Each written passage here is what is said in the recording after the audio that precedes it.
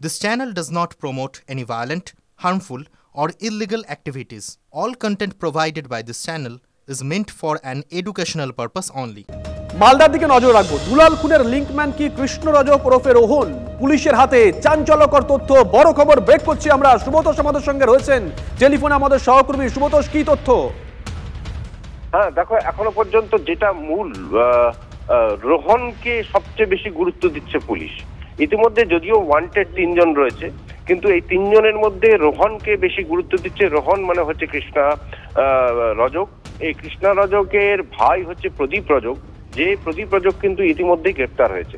এই প্রদীপ রজকের কাছ থেকে একটি মোবাইল ফোন উদ্ধার করেছে পুলিশ, এবং এটা খুবই গুরুত্বপূর্ণ মোবাইল বলে মনে করছে পুলিশ। এবং এর মধ্যে থেকে এমন কিছু কথোপকথন পাওয়া যাচ্ছে, বা যারা যারা ফোন করেছিল সেই সমস্ত বিষয়গুলোকে, এমনকি পুলিশ মনে করছে এদের মধ্যে কনফারেন্স কল হয়েছিল যে এই ছক করার ক্ষেত্রে, এবং সেখানে সেই কনফারেন্সে হাজির ছিলেন আরো অনেকেই যারা যারা এই প্রত্যক্ষভাবে যুক্ত। তার মধ্যে নরেন্দ্রনাথ তিওয়ারি বা নন্দু তিওয়ারি রয়েছে, এবং স্বপন শর্মা রয়েছে, কৃষ্ণা রজক রয়েছে, বা এই রোহন রয়েছে, এবং এর পাশাপাশি আরো কয়েকজন ছিল।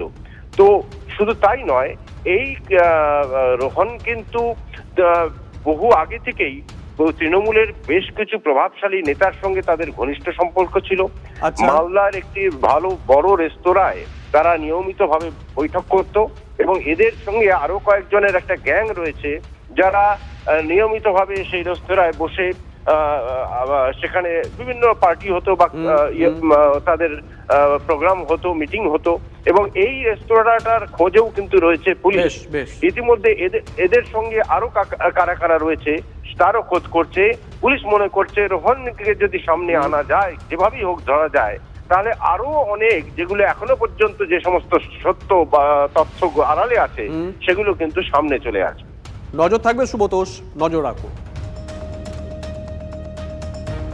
দেখুন, মালদার তৃণমূল নেতা খুনের পর কয়েকটা দিন কেটেছে মাত্র, ফের মালদা দুষ্কৃতীর দৌরাত্ম্য, ঘরে ঢুকে হামলা, বৃদ্ধ দম্পতিকে ধারালো অস্ত্রের কোপ, মৃত্যু হয়েছে বৃদ্ধের, আশঙ্কাজনক বৃদ্ধা।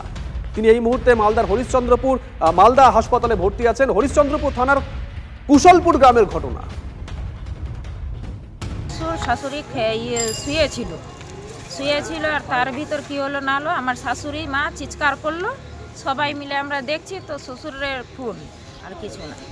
আর শাশুড়িকে কি করা হয়েছে? শাশুড়িকেও কাটা আছে। কিসে, কোথায় কেটেছে? এখানে কেটেছে, আর এখানে কেটেছে, তারপরে এখানে কেটেছে, 3 জায়গায় কেটেছে। কে বা কারা করেছে দেখতে পেয়েছিলেন? না, আমরা দেখতে পাইনি।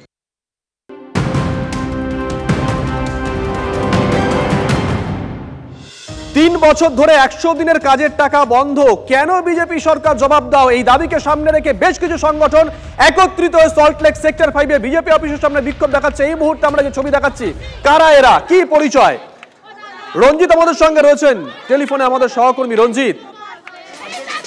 গান্ধী জাতীয় গ্রামীণ কর্মসংস্থান 2005-এর আইন অনুসারে যে জব কার্ড হোল্ডারদের 100 দিনের কাজ, গত 3 বছর ধরে এই 100 দিনের কাজের টাকা বন্ধ রয়েছে, তারই দাবি রেখে বেশ কিছু সংগঠন একত্রিত হয়ে সল্টলেক সেক্টর 5-এ বিজেপি পার্টি অফিসে এই মুহূর্তে রাস্তায় বসে অবস্থান বিক্ষোভ চালাচ্ছে। তাদের দাবি যে মন্ত্রী শিবরাজ সিং চৌহানের সঙ্গে তারা দেখা করেছেন, আশ্বাসও পেয়েছেন কেন্দ্রীয় সরকার টাকা দিতে রাজি, কিন্তু রাজ্য বিজেপি সবুজ সংকেত না পাওয়া পর্যন্ত কেন্দ্র টাকা ছাড়ছে না, সেই কারণে তারা টাকা পাচ্ছেন না।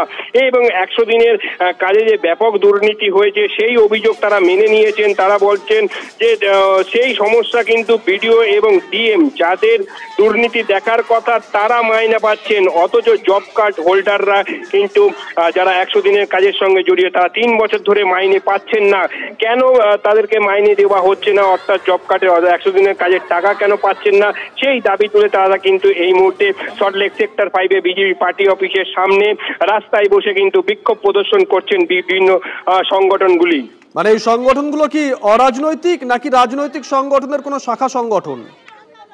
দেখো যেটা জানা যাচ্ছে যে পুরোটাই অরাজনৈতিক শাখা সংগঠনের পক্ষ থেকে, অর্থাৎ 100 দিনের কাজের টাকা অর্থাৎ জব কার্ড যারা হোল্ডার আছে তারাই কিন্তু এই শাখা সংগঠনের সঙ্গে বিভিন্ন জেলা থেকে এই সংগঠনের কর্মীরা, মহিলা কর্মীরা তারা এসছেন এবং তারা রাস্তায় বসে এই মুহূর্তে বিক্ষোভ প্রদর্শন করছেন। অর্থাৎ 3 বছর ধরে তাদের যে জব কার্ডের টাকা অর্থাৎ 100 দিনের কাজের টাকা থেকে তারা বঞ্চিত, অর্থাৎ জব কার্ডে যে 100 দিনের কাজে যে দুর্নীতি হয়েছে সেটাও তারা মেনে নিচ্ছেন এবং সেই সকল দুর্নীতির দায়ভার কিন্তু নিতে হবে ডিএম এবং এসপিদের। তারা জানাচ্ছেন কেন তারা সাধারণ মানুষ হয়ে জব কার্ড হোল্ডার হয়ে তারা কেন টাকা থেকে বঞ্চিত হচ্ছেন, সেই সমস্ত দাবি তুলে কিন্তু তারা এই মুহূর্তে সল্টলেক সেক্টর 5 বিজেপি পার্টি অফিসের সামনে অবস্থান করছেন। নজর রাখো।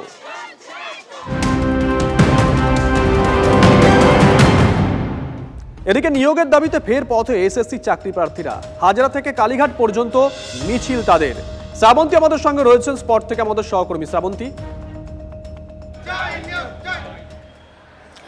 শুভজিৎ, কালীঘাট থানার সামনে এই মুহূর্তে শারীরশিক্ষা বর্ণশিক্ষার যারা হবু শিক্ষক হতে চলেছেন তারা এই মুহূর্তে রয়েছেন এবং তাদের বক্তব্য প্রায় 3 বছর আদালতের নির্দেশের অপেক্ষায় তারা রয়েছেন। আগামী 16 তারিখে এই যে কর্মসূচি তারা চাইছেন, কি অবস্থায় রয়েছেন এই অবস্থায় জানতে চাইছে এই যে উপস্থিতি কি আপনাদের আশা দিচ্ছে যে এবার তো আপনাদের নিয়োগ হতে পারে? অ্যাকচুয়ালি আজকে আমরা দেখা করতে এসেছি এবং আমাদের কথাবার্তা চলছে। এই মুহূর্তে আমাদের উনি কি আশ্বাস দিয়েছেন এখনও পর্যন্ত আমরা জানি না, তবে আশ্বাস না পাওয়া পর্যন্ত আমরা এখানে থেকে যাচ্ছি না। কেননা দীর্ঘ 2.5 বছর হয়ে গেল আমরা রেকমেন্ডেশন লেটার পেয়েছি, সেক্ষেত্রে আমরা স্কুলে যেতে পারছি না অ্যাপয়েন্টমেন্ট লেটারের জন্য। এটা কতটা ভয়াবহ কষ্টদায়ক যন্ত্রণা নিয়ে আমরা বেঁচে আছি। তাই শেষে আদালত শেষ যে অর্ডার দিয়েছিল কি বলেছে? শেষ অর্ডার অনুযায়ী 16 তারিখে আমাদের নেক্সট হিয়ারিং আছে এবং ওই দিনকে যদি আমাদের রাজ্যের অ্যাডভোকেট জেনারেল গিয়ে মানে ইনস্ট্রাকশনটা দিয়ে দেন আমাদের বিষয়টা নিয়ে, তাহলে আমাদের ছেড়ে দেবেন এবং আমরা স্কুলে যেতে পারবো, এই নরক যন্ত্রণা থেকে মুক্তি পাবো। প্রায় 3 বছর আপনারা এখনো পর্যন্ত নিয়োগ পাননি, কোথাও গিয়ে কি রাজ্য সরকারের একটা ঢিলেঢালা মনোভাব দেখছে? যখন হাইকোর্টের অধীনে কোনো কেস চলে যায় তখন আমরা যেখানেই যাই না কেন সেখানে প্রতিনিয়ত পুরো ডেটের পর ডেট পড়তে থাকে। যখন আমরা রাজ্য সরকারের কাছে যাই তখন ওনারা ডেটের কথা বলেন, যখন আমরা কোর্টের কাছে যাই কখনো কখনো ওনারা রাজ্য সরকারের উপর ঠেলে দেন। মানে বিভিন্ন দিক থেকে আমরা হয়ে জাতাকলের মধ্যে পড়ে যাচ্ছি।